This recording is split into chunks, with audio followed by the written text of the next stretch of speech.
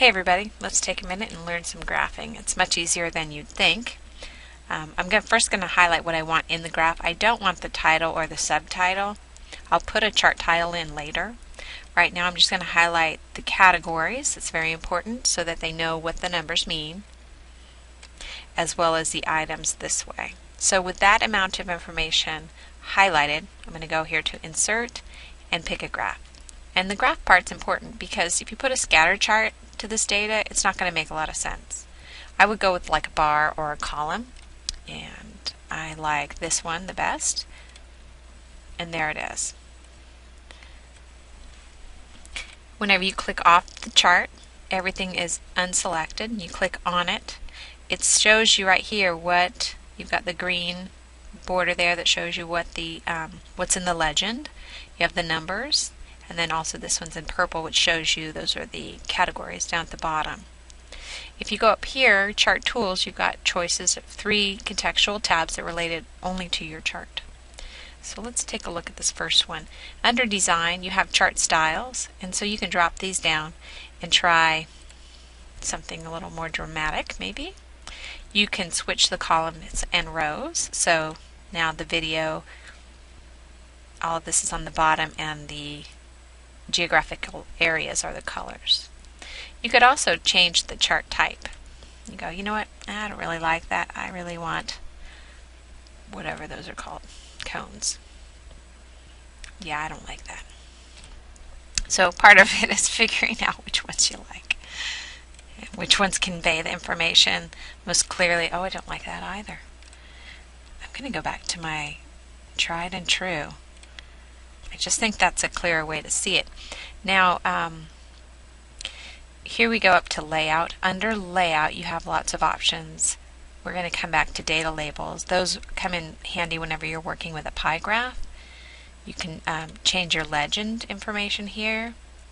But right now, Chart Title. And the one I use most often is Above Chart because it resizes the chart to fit the words at the top. So I click that, and now I'm just going to take my hands off the mouse and actually type in what I want in the title. I hadn't selected anything in this text box. But once you hit enter, it just goes right in. So you can make that much easier. If you need to go back in and change it, you know, you could, like that. So you can change it as much as you want, but the first time you insert it, you don't have to highlight it to change the text. Just a shortcut. All right. Under Format, I'm not going to make any changes there, but you could, you know, here's your text fill. You have some alignment stuff. I haven't played too much with that, but you could do some outlining. So play with that if you like, but I'm not going to test you on those things. Okay. The important thing to note here is that this graph is super high right here because all these division totals throw the graph off. You can go up here, and with these blue lines you can always take away. You can't always add because the graph won't know how to accommodate that, but it can always lose data.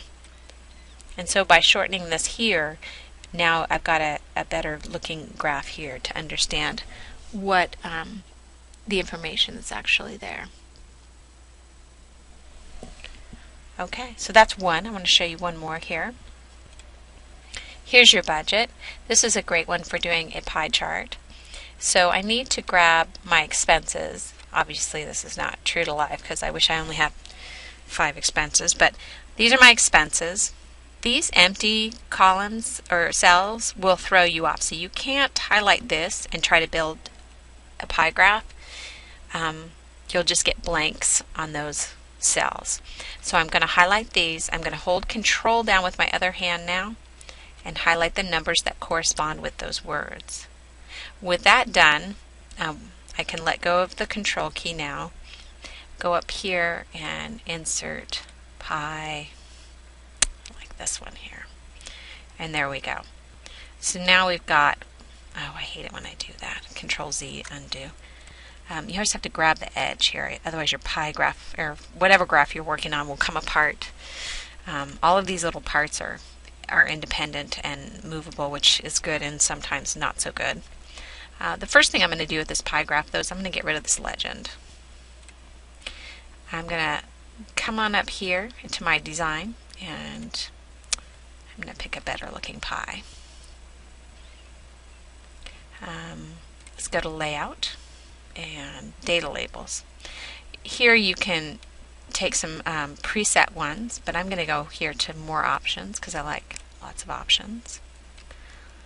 And the preset is to put the amount next to the pie, but I've got the amount right here in my data, so I don't care to see it also in my chart. What I would like to see is the percent.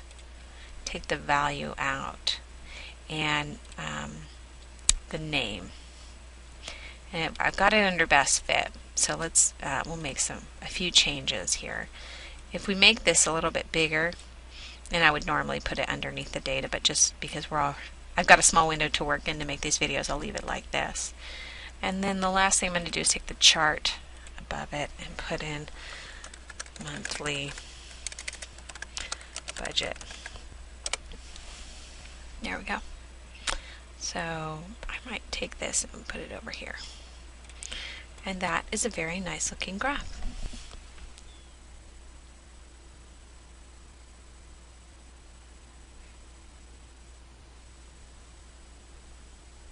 All right, I believe that's it. Go forth and graph.